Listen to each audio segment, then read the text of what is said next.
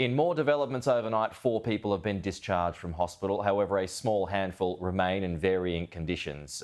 My information is that there are 8 still in hospital. 1 female still listed as critical. 7 are in a serious condition, and that includes the 9-month-old baby. Joining us live now is Paula Masselos, the Mayor of Waverley Council. Paula, I was talking to you when this was all fresh, when it was happening on Saturday night.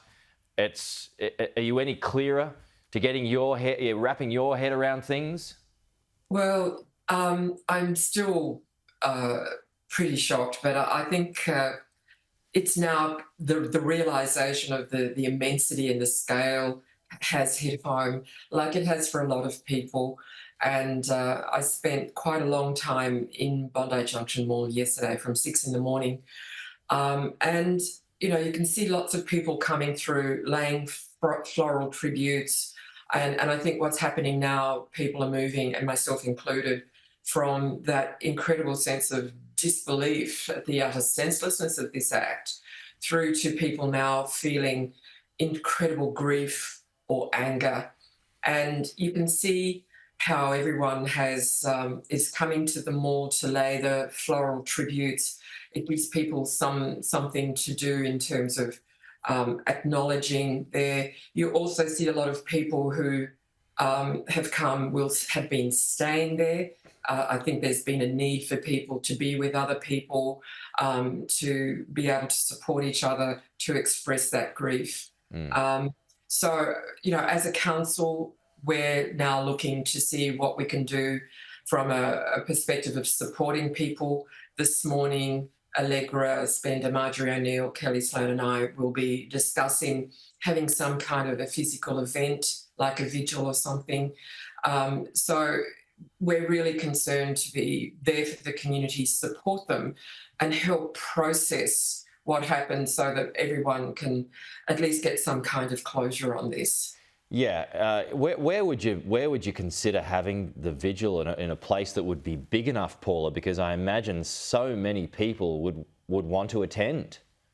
Look, this is something that we're discussing this morning, and I think the important thing is for people to stay tuned on Waverley Council social media, because there's a lot of information there. It includes what kind of support services are available. The department and the state government have been extremely supportive. They've actually got people there at Bondi Junction, physical counsellors to help support people. We'll be making more announcements there. So this is something that is going to take some time for people Sure. to heal over. But importantly, the key piece of information I think that's come out and has given people some comfort is that this is a person who was acting alone. He was not driven by any kind of ideology, but that he was someone who was suffering from mental health issues. And I think people really need to sort of take that on board. At least that's something. And that the threat is now over. Yeah. And really, it's about how we come together as a community and move on. Yeah. Well, I mean, yeah, and you're working on that meeting taking place this morning. Okay, we'll wait to see what emerges from that. Just finally, I mean, as already been revealed on this program today, the investigation at Westfield Bondi has now finished. Custody has now been returned back to Westfield, but it's still going to remain closed, though. It's got to be cleaned up. Whether staff are ready to return there, we're not sure. But given it's such an economic engine room of the area, Paula, when do you think it's right to open up again? Look, really, I think that's Westfield's call, the centre group's call. And we certainly are in communication with them, and we will be supporting them in their decision making as to when they think it's right. They're obviously having as a priority making sure that their own people, their own staff have had the counselling and support that they need, rightly so. Particularly as one of their security guards lost his life, and that there's another security guard who's actually in hospital who was injured. And I think that's going to take some time for the Westfield staff to actually process this. So we'll certainly be guided by the centre group because it's like a village in there. It's so large and there are so many Yeah. businesses.